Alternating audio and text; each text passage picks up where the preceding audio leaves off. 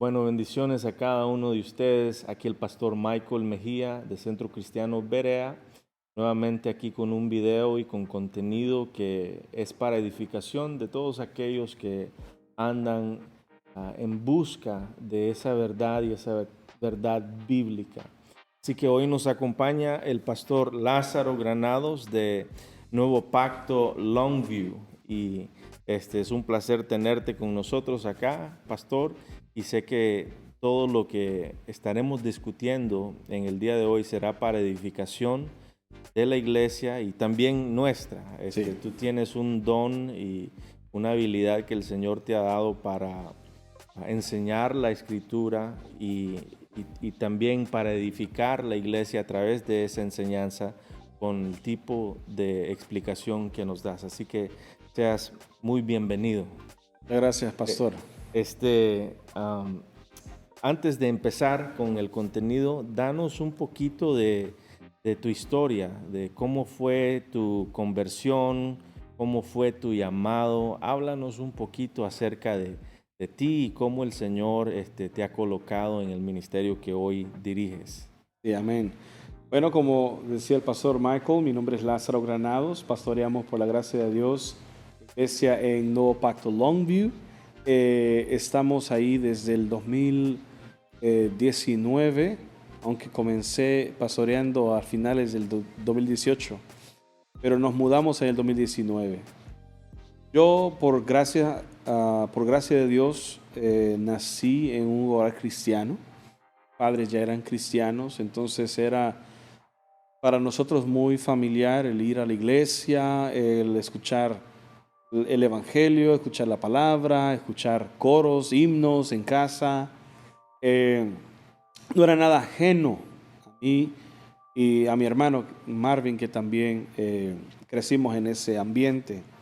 Pero fue entre los 13 a 14 años que eh, ya tuvimos conciencia de nuestro pecado, de nuestra condición y que sin Él no somos nada y solamente nos espera una horrenda expectación de juicio fuera de Él y que en Cristo tenemos la vida eterna. Así que en ese tiempo fue más o menos que entregamos nuestra vida al Señor y desde entonces empezamos a servir en la alabanza, en la música y ahí comenzamos y terminamos en el ministerio pastoral.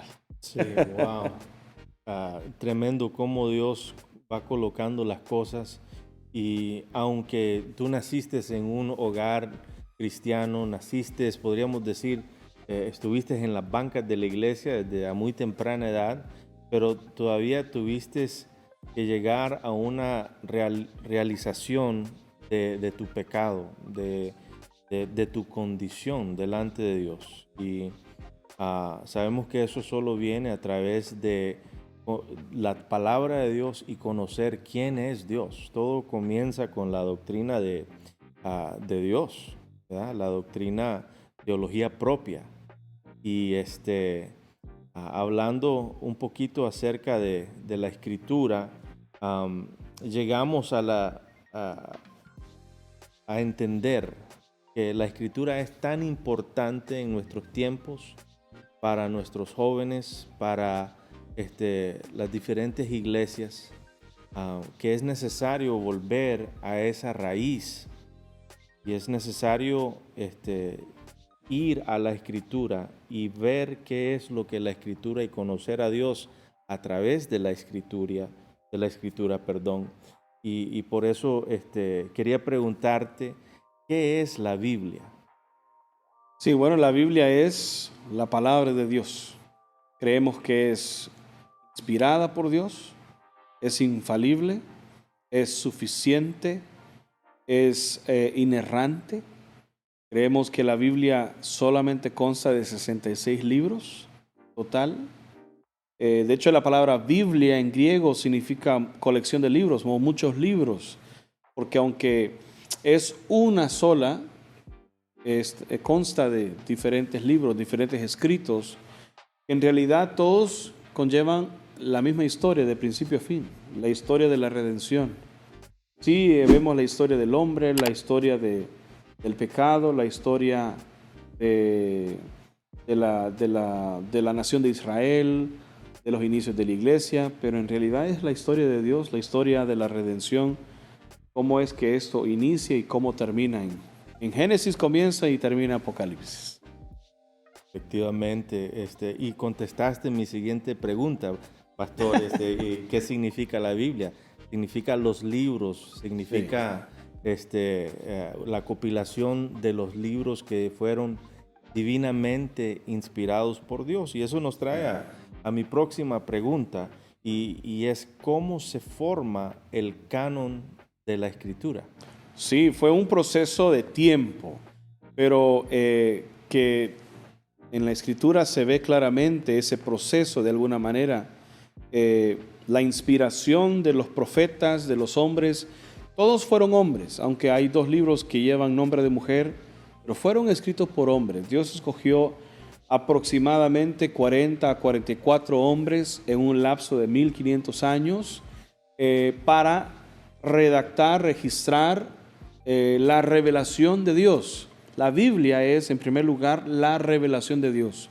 O como dice el Salmo 19, la ley de Jehová, los mandamientos de Jehová, el testimonio de Jehová. Toda la Biblia es el testimonio de Jehová, el testimonio de Yahweh, el testimonio del Dios vivo y verdadero. La Biblia, en primer lugar, presenta a Dios. Sí, presenta quién es el hombre, presenta quién es el enemigo, presenta quién es Cristo, qué es la salvación, cuál es el final, cuál es el principio. Pero en realidad lo que la Biblia quiere presentar sobre todas las cosas es quién es Dios. Y Dios inspiró hombres, comenzando con Moisés, porque al igual que tú, creo que el primer hombre que Dios usó para escribir algo fue Moisés. La paternidad mosaica de los primeros 5 libros es algo que se defiende en toda la Escritura, algo que por alguna razón hoy en día se está debatiendo, se está poniendo en tela de juicio.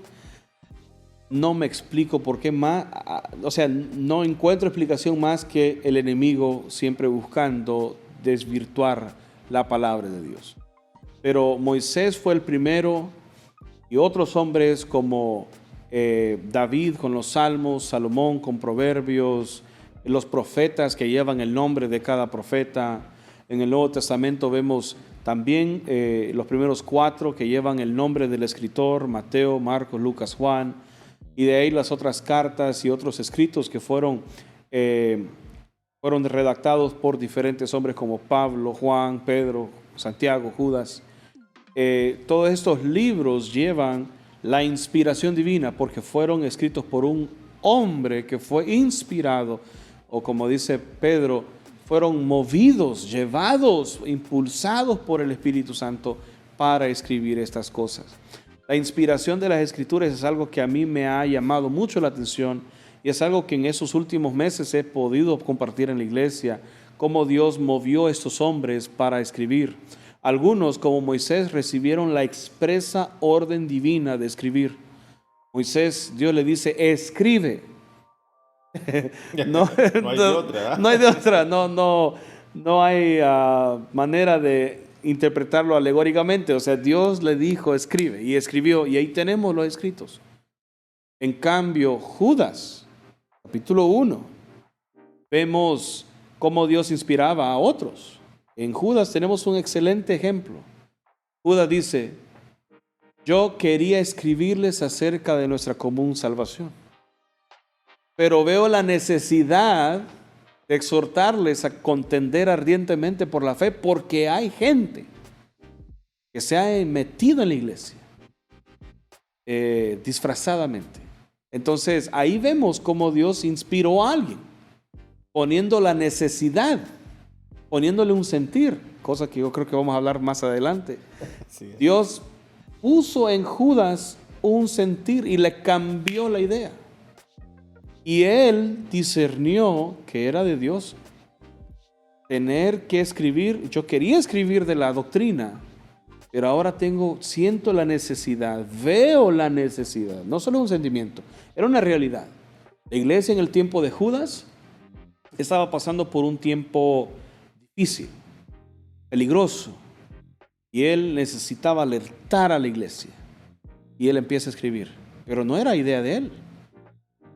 Era, o sea, no una idea que nació en él, nació en Dios poniéndosela en el corazón de Judas. Entonces, algunos recibieron la orden expresa de escribir, otros recibieron el sentir de Dios por la necesidad que había en su tiempo, en su generación. Y si nosotros ponemos eso en mente, en la perspectiva de lo que estamos hablando, para entender un libro de la Escritura, definitivamente que necesitamos entender la audiencia a quien el autor tenía en mente. Porque esa audiencia tenía una necesidad clara, definida, obvia. Y según esa necesidad, el profeta inspirado escribe para suplir la necesidad. Otro libro que tenemos algo así similar es Tesalonicenses. Las dos. Pablo tuvo que salir huyendo de Tesalónica, una iglesia naciente, una iglesia que ni tenía pastor. Más bien, dice Primera de Tesalonicenses, dice, deben de reconocer a los que enseñan, ni los llama ancianos. Porque no eran ancianos, eran hombres que Dios estaba motivando a cuidar de la grey. Pero era una iglesia joven, sin ancianos formales. Eran obreros. Eran, por decirlo así, obreros. No eran ancianos ordenados, mucho menos pastores, digamos, pastor maestro. El pastor que se iba a encargar de predicar domingo tras domingo, discipulado tras discipulado, mientras que los otros ancianos auxiliaban en ministrar a las iglesias de diferentes maneras. No era una iglesia bien estructurada como la iglesia de los filipenses, que en Filipenses 1, Pablo dice a los obispos y diáconos de la iglesia en Filipos. Sí, una pluralidad. Ahí una iglesia ya madura, ya grande, con ministros ordenados, servidores ordenados, había una estructura bien firme. Tesalónica no. Y la necesidad que ellos estaban pasando de ser perseguidos y amedrentados por los judíos, a una iglesia tan joven, tan naciente, tan chica en edad y en madurez espiritual, él escribe rápidamente. Por necesidad. Hasta los 5 años después que pudo regresar. Pero él, que en esos 5 años esa iglesia se iba a destruir. Claro. Por eso envió a Timoteo. Y con el reporte de Timoteo, él escribe esta carta. Entonces la necesidad. Así es. También Lucas. Vemos cómo Lucas escribe el Evangelio de Lucas y en Hechos. Pero él escribe de una forma investigativa. Sí. ¿Ya? Él está tratando de relatar la información que él está recopilando. Vemos en el libro de los Hechos todo lo sucedido, los primeros 14 capítulos, nos está hablando principalmente de Pedro. Sí. Ya en los restantes 14 capítulos mueve el enfoque a Pablo. Igualmente en su tratado, en el Evangelio de Lucas, habla acerca de todas las verdades que ellos tienen como ciertísimas, nos dice en el capítulo 1. Así que, muy bien.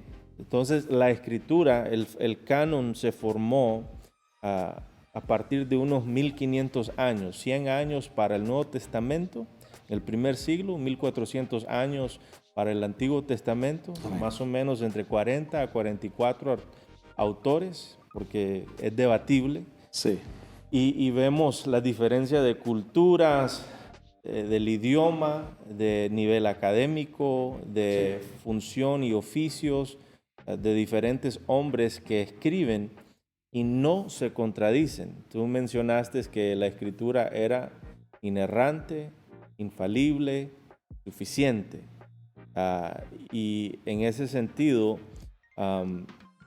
mucha gente cuestiona la inerrancia de la escritura, la infalibilidad de la escritura y la suficiencia de la escritura.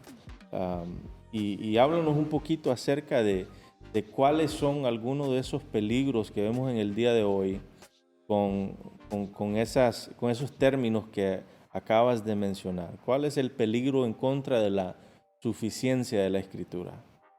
Sí, bueno, la suficiencia lo que busca decir es eso, que la Escritura es suficiente para sentar doctrina, para enseñarnos sobre lo que necesitamos para la vida y la piedad, como dice Pedro. Segundo de Timoteo 3:16 dice que la Escritura es útil y es suficiente prácticamente para que el hombre de Dios esté completamente preparado para toda buena obra. Entonces la Biblia misma afirma que ella es suficiente para que tú seas santificado, para que tú seas preparado, para que tú seas un buen esposo, una buena esposa, buenos hijos, buenos padres, buen trabajador, buen jefe. O sea, la Biblia es suficiente para que tú seas, siervo de Dios, tú cumplas el propósito de Dios que Dios tiene para tu vida. No hay que añadirle a la Biblia, no hay que quitarle a la Biblia. Los 66 libros son suficientes, hermano. Hay gente que está luchando por meter a los apócrifos ahí. ¿Y qué pasó con el libro de Enoc, que es deuterocanónico? Entonces, yo lo único que le puedo decir es, y no podemos con los 66, ¿por qué queremos añadir otros? ¿Qué queremos más? Entonces, yo creo que tenemos suficiente tarea con esos. Podríamos hablar de esos libros más adelante, pero la suficiencia de las Escrituras es eso.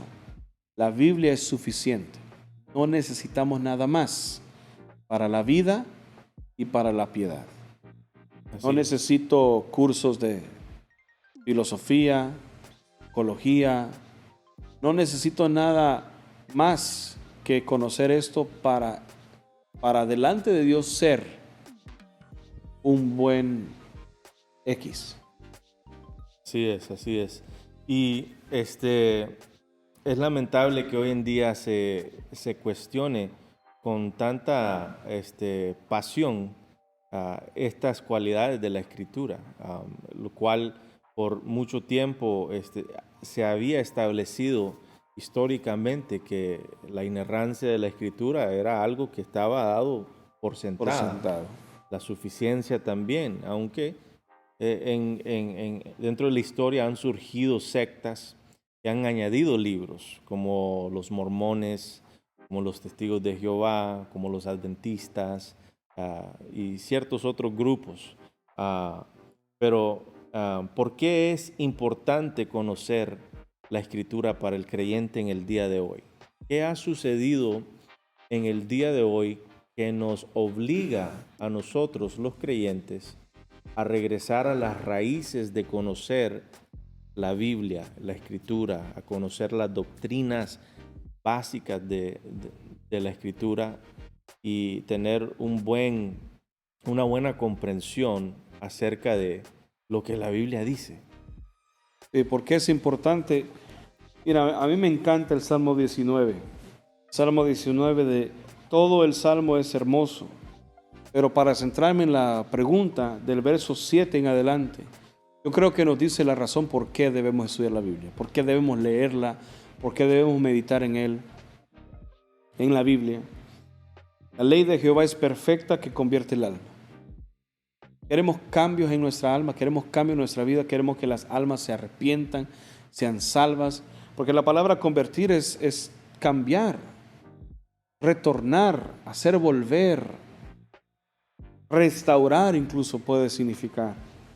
La palabra de Dios, la ley de Jehová es perfecta, sin error. Un Dios perfecto, un Dios sin error, demanda una escritura sin error. Y una escritura sin error que viene de un Dios sin error es la que puede cambiar, la que puede restaurar. En Génesis 1 vemos el poder de la palabra de Dios, que de la nada todo fue hecho. Una palabra inerrante la que Dios habló. Hágase la luz. Una orden, un decreto, en el cual no había engaño, no había falsedad, solo poder y solo verdad. Hágase la luz. Y el resultado fue la luz. El resultado de esa palabra fue algo verdad. Entonces la palabra de Dios se ve no solamente es verdad porque viene de Dios, sino el resultado de la palabra es verdad. Hágase la luz y fue hecho la luz, no se hizo las tinieblas. Sino que el resultado de la palabra es también lo que le da credibilidad a la palabra. En primer lugar, no debemos de esperar el resultado, debemos simplemente creer que porque viene de Dios, debe ser asumida que es verdad. El testimonio de Jehová es fiel, que hace sabio al sencillo. Los mandamientos de Jehová son rectos, que alegran el corazón. El precepto de Jehová es puro, que alumbra los ojos. El temor de Jehová es limpio, que permanece para siempre. Los juicios de Jehová son verdad, todos justos. Deseables son más que el oro y más que mucho oro afinado, y dulce más que la miel y que la que destila el panal. Tu siervo es además amonestado con ellos. Porque mucha gente no logra entender su propio pecado cuando es tan obvio.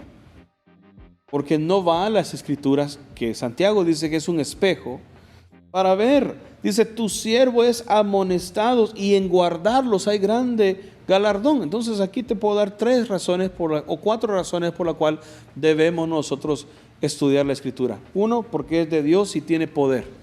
2, porque es mejor que el oro y la plata. 3, porque te amonesta. 4, porque hay grande galardón en guardarla, en obedecerla. Y eso lo dice Juan en Apocalipsis. Bienaventurado el que oye, ¿qué dice? Lee y guarda las palabras de esta profecía. Entonces esto nos trae a la última pregunta que tenemos en esta sesión, y tiene que ver con la doble naturaleza de Jesús, de que Jesús fue 100% hombre y 100% Dios. Y tiene que ver con una palabra teológica que no se escucha muy a menudo dentro de nuestro contexto eclesiástico. Y es, ¿qué es la unión hipostática? Sí. Me acuerdo que aquí en Houston estudié en un instituto cristiano de música, y en la clase teológica que tomábamos ahí, en un examen que hicimos apareció esa pregunta. Y era multiple choice, y de las 4 respuestas, una era la buena y 3 eran las malas. Pero había una que de plano que estaba fuera de serie. Dice, la unión hipostática es la unión de las repúblicas socialistas soviéticas.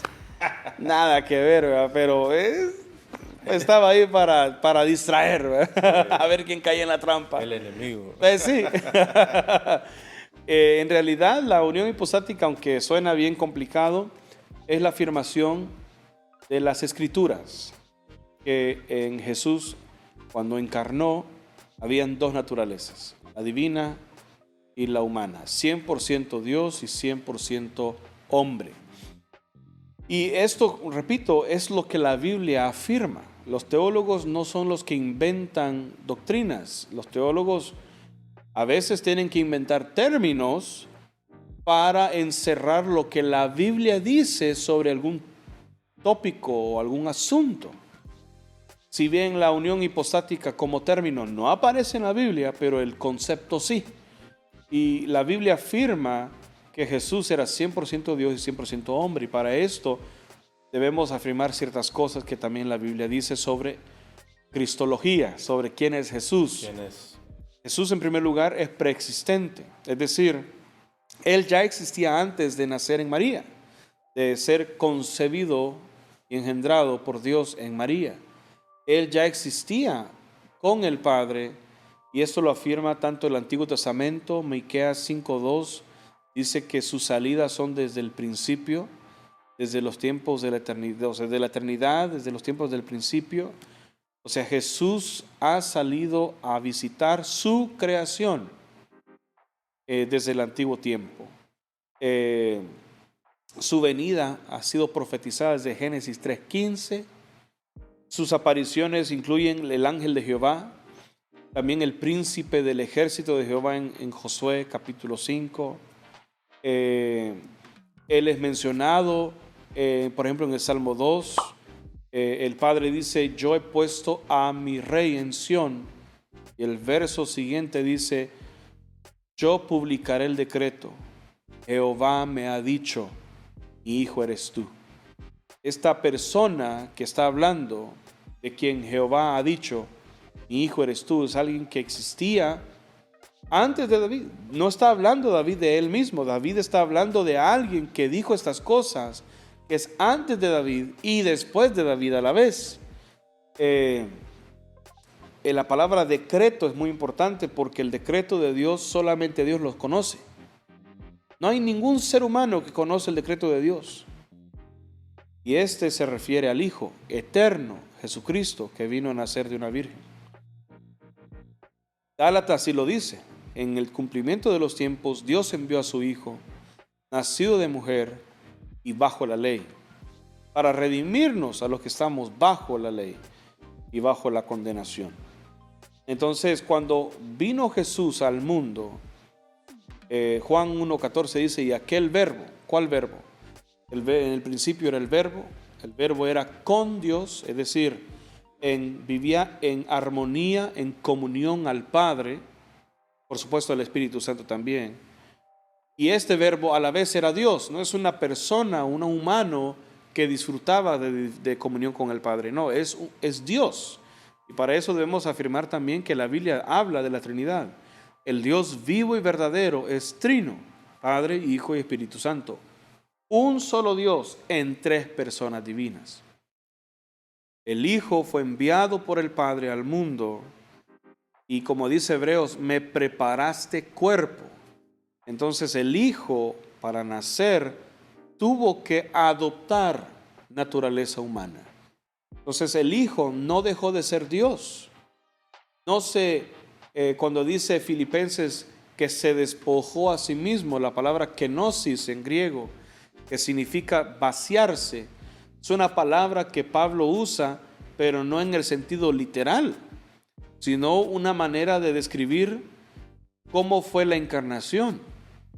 Porque en realidad Jesús no dejó su divinidad en el cielo, dejó su gloria, su esplendor, pero no su divinidad, su ser Dios no lo dejó.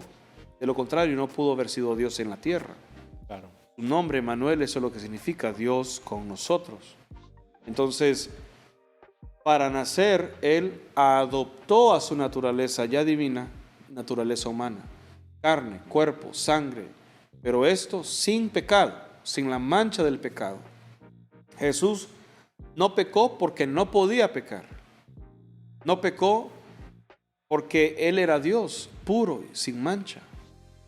Creo que la evidencia más fuerte de eso es que estando en el desierto 40 días, no pecó en lo absoluto. Tentado en todo, dice la Escritura, mas sin pecado. No podía pecar, no pecó en ningún momento, vivió una vida sin pecado, siendo hombre, auxiliado por el Espíritu Santo. Una evidencia fuerte de que Él era Dios hecho carne es que aquella mujer tocó el borde de su manto y Jesús claramente dice, virtud salió de mí, poder salió de mí, En Sí. Él estaba el poder y Juan lo dice muy bien, en Él estaba la vida y la vida era la luz de los hombres. Entonces Él no dejó de ser Dios, sin embargo se limitó. Él decidió no usar de sus atributos divinos para venir a este mundo y vivir como hombre. Él tenía sed como un hombre, tenía hambre como un hombre, padecía cansancio como un hombre. Por eso se dormía en las chances que tenía. Sí. Vámonos al otro lado del lago. Y él se echaba su siesta en el barco. Sí. Y aunque había tormentas y todo, él bien noqueado en el barco. Sí. Mientras que los otros, despierta, no te cuidas de nosotros, no te importa que nos vamos a morir. Sí.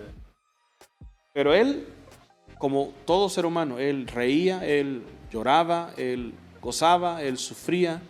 Isaías dice que era un varón de dolores, experimentado en quebrantos. Desde su nacimiento hasta su muerte, él era un hombre reconocido no por su alegría, sino por su dolor. Por su ministerio del quebranto. De quebranto. Y no solo el ministerio, su vida fue muy marcada por dolor. por diferentes situaciones que la Biblia no nos da mucho detalle, pero desde que nació perseguido. Su padre adoptivo, algo pasó, ya no está en escena cuando él está grande. Dolor tras dolor, y no se diga en su ministerio, que hasta su propia familia lo tildaba de loco. Otra prueba fuerte de que él era un hombre es que murió. Él no entró en coma, no se durmió por 3 días, no. Él murió. Y dicho sea el paso, para los judíos contar un día, basta con que sea parte de un día para nombrarlo como uno. Un día, no tiene que ser 24 horas. Sí. Por eso podemos claramente, por lo que la Biblia dice, afirmar que él murió viernes, día, sábado, 2 días, domingo en la mañana, tercer día resucita. Esta noción de que algunos dicen, como dice 3 días y 3 noches, tiene que ser 24 horas. No, 3 días y 3 noches se refiere a un día, a ese día. No tienen que ser 24 horas. Es un hebraísmo, sí, para referirse. Una manera de expresión. Cultural, claro, de la cultura judía. Al tercer día resucita, y la Biblia usa la Trinidad para describir su resurrección. El Padre lo levantó, como dijiste también anteriormente, el Espíritu Santo lo levantó, pero también dice que Jesucristo mismo se levantó. Entonces lo que vemos es que la Trinidad está en acción en su nacimiento como también en su resurrección. Resucitó un hombre, el Dios hombre. Dios resucitó en cuerpo humano, no un fantasma. Aunque este cuerpo era diferente, porque la Biblia dice que el primer día de la semana la puerta estaba con llave, cerrada, y Jesús entró sin abrir la puerta, no tenía la llave, pero él entró. Entonces era un cuerpo como el que vamos a tener nosotros cuando seamos arrebatados. Cuerpo humano, pero a la vez sin las limitantes de esta vida. Y Jesucristo afirmó que en realidad había resucitado, mostrando las evidencias, las marcas. Comió con ellos el desayuno, dice Juan, que él había preparado de los peces que habían hecho, que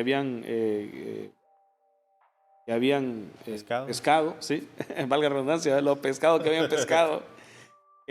Con miel comieron ahí. Un fantasma no puede comer, pero él comió y luego fue ascendido al cielo. El testimonio de las Escrituras es que Jesús, Él es Dios, vino, pero tomó carne, y cuando se fue al cielo, dice mi pastor general, cuando Cristo vino Dios en un hombre, y cuando regresó al cielo, un hombre en Dios se fue al cielo. Cuando estemos allá, veremos a un hijo de hombre a la diestra de la majestad en los cielos.